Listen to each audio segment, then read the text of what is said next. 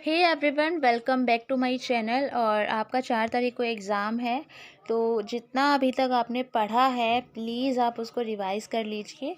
चाहे वो मेरी वीडियोस को देखकर पढ़ा है, या मैंने जो टेलीग्राम पे पीडीएफ भेजे हैं उन्हें देखकर पढ़ा है, या किसी बुक से पढ़ा है। तो जहाँ से भी पढ़ा है, चाहे आपने अपने खुद के नोट से पढ़ा है, तो जहाँ से भी पढ़ा है आप प्लीज़ उसको अच्छे से रिवाइज़ कर लीजिएगा। ठीक है। और ये कुछ क्वेश्चंस हैं पेडागोजी से रिलेटेड। इनमें से या इस टाइप का कुछ आ सकता है, या इनमें से ही कोई आ जाए तो और बेस्ट रहेगा। तो आप लोग देख सकते हैं, ये क्वेश्चंस है और पीडीएफ में टेलीग्राम पे डाल दूंगी। ठीक है। क्वेश्चन नंबर हमारा जो 11 है, इसमें ये पूछा गया है कि छात्रों में नैतिक मूल्यों का विकास बहुत ज़रूरी है। इसके विकास के लिए आप क्या करेंगे? जो बच्चों में जो मॉरल डेवलपमेंट है, जो मॉरल वैल्यूज़ होती हैं, वो बहुत ज़रूरी है। तो उसको डेवलप करने के लिए आप लोग क्या करोगे? तो देखो, सबसे पहले जब भी मॉरल वैल्यूज़ की बात आती है बच्चे के अंदर ट्रांसफ़र करने की, तो उसका सबसे जो बेस्ट ऑप्शन होता है वो ये होता है कि टीचर अपने बिहेवियर में वो चीज़ लाए, क्योंकि बच्चा उससे खुद सीखेगा। यानी टीचर को एक आदर्श अपना वो देना है, एक आदर्श बनना है, क्योंकि बच्चे खुद उससे सीखें। ठीक है। जैसे टीचर है वो ये समझा रहा है कि बेटा प्यार से बात करो, प्यार से बात करो, आराम से बात करनी चाहिए, बट वो खुद चिल्ला के बात करता है, खुद गुस्सा करता है 2-2 मिनट में, तो बच्चा नहीं सीख पाएगा। उसको हम फिर कितनी कहानियाँ सुना लें उसको। ठीक है। और कितने उसके वो कोई अच्छा काम कर रहा है उसको हम इनकरेज कर लें, या उसको हम लेक्चर दे दें, वो नहीं सीखेगा। ठीक है। तो सबसे बेस्ट ऑप्शन होता है, तो आपको यही लगाना है कि अपने आप को एक आदर्श प्रतिमान के रूप में प्रस्तुत करेंगे। अगर हम अच्छा कर रहे हैं, हम छोटी छोटी चीज़ों पे ध्यान दे रहे हैं, हमारे अंदर मॉरल वैल्यूज़ हैं और वो बच्चों को दिखती हैं, तो बच्चों को कहने की ज़रूरत नहीं है, बच्चे खुद ब खुद उनको आत्मसात कर लेते हैं। होप ये क्वेश्चन आपको समझ आ गया होगा। क्वेश्चन नंबर 12 है हमारा। आप निम्न शिक्षकों में से किसे सबसे अधिक पसंद करेंगे? तो किसे सबसे अधिक पसंद करेंगे? एक अनुशासित शिक्षक, एक ऐसा शिक्षक जो प्राय कक्षा में नोट देता है, तो ये तो हो ही नहीं सकता।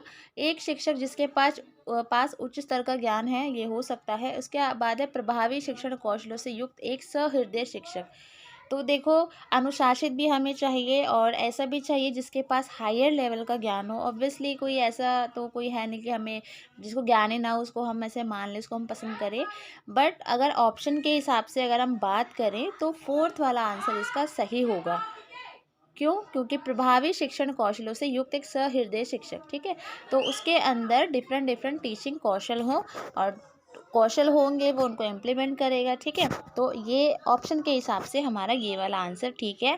इसके अलावा पॉइंट नंबर 1 और 3 इज़ ऑल्सो करेक्ट, बट हमें बेस्ट चुनना है। तो बेस्ट हमारा फोर्थ वाला है, और सेकेंड तो हो ही नहीं सकता है। ठीक है। पसंद करने वाले करते होंगे, बट अगर ऑप्शन के हिसाब से देखें तो सेकंड वाला नहीं आएगा। क्वेश्चन नंबर 13 है, कक्षा में अच्छे शिक्षक के लिए निम्न में से में से सबसे महत्वपूर्ण क्या होना चाहिए? ठीक है। एक अच्छा टीचर है तो उसके लिए सबसे इम्पोर्टेंट क्या है? कक्ष का अनुशासन, पढ़ाने के लिए उपलब्ध समय, विषय जो पढ़ाया जा रहा है, कक्षा के छात्र। देखो, कक्षा में एक अच्छे शिक्षक के लिए सबसे ज़रूरी क्या क्या ज़रूरी है?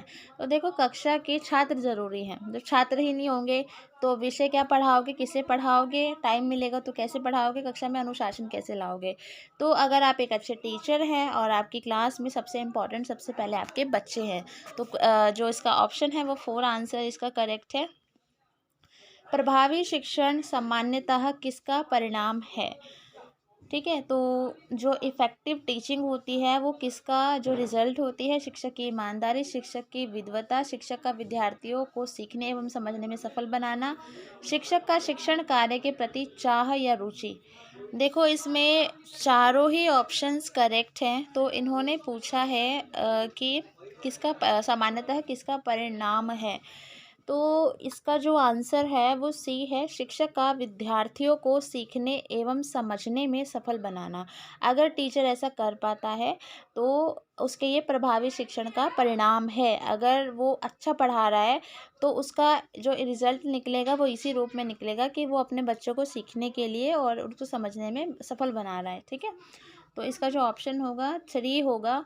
और देखो ये चीज़ ध्यान रखना है, साइकोलॉजी में हमें चारों ऑप्शंस ठीक लगते हैं, और देखो इसमें चारों ऑप्शंस ठीक भी है, लेकिन हमें बेस्ट चूज़ करना है।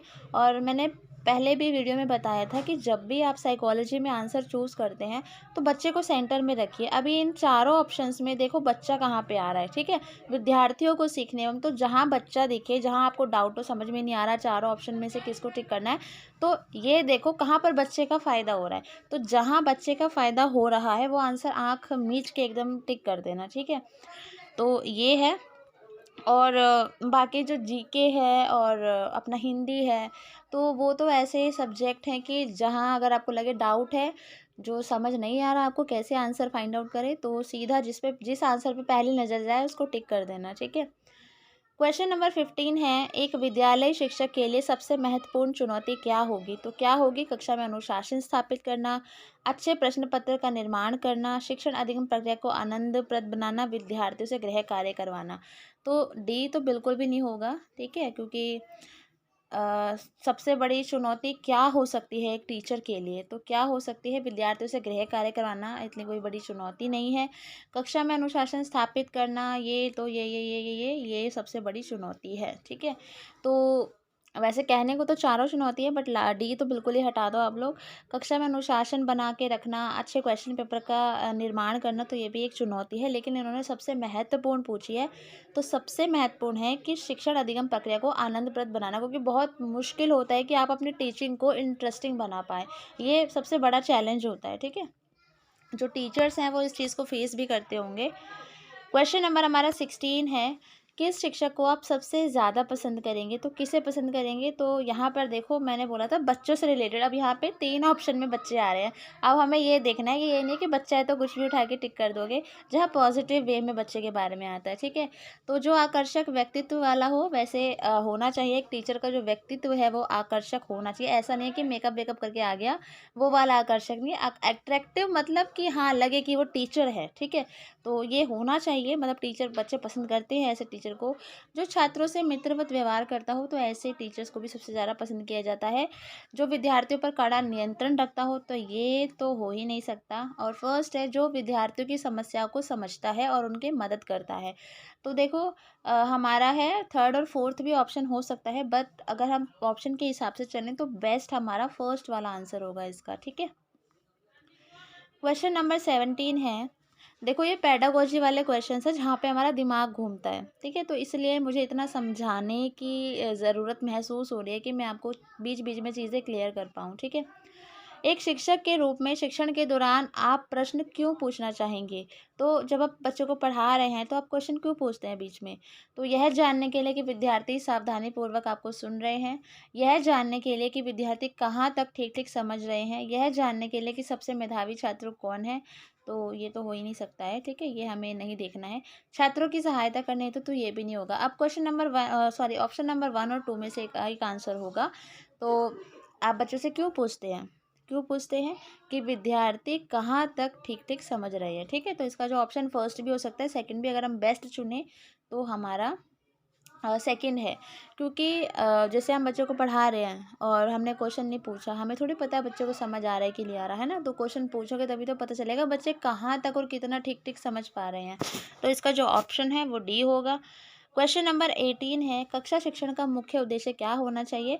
छात्रों को उत्तीर्ण करने में सहयोग करना, नो। छात्रों को जानकारी तो हमें बिल्कुल नहीं देनी बच्चों को। छात्रों के व्यक्तित्व का विकास करना, ये इसका आंसर है। छात्रों को जिज्ञासु बनाना, तो थर्ड और फोर्थ दोनों आंसर हो सकते हैं, बट हमें बेस्ट चुनना है। तो छात्रों के व्यक्तित्व का विकास करना, क्योंकि व्यक्तित्व के विकास में जिज्ञासु की प्रवृत्ति भी इंक्लूड हो जाएगी। क्वेश्चन नंबर 19 है, अच्छे शिक्षण का सर्वोत्तम संकेत क्या है? कक्षा में एकदम शांति होना, बिल्कुल भी नहीं। कक्षा में विद्यार्थियों की संख्या, अधिक संख्या में उपस्थिति, ये भी नहीं हो सकता संकेत।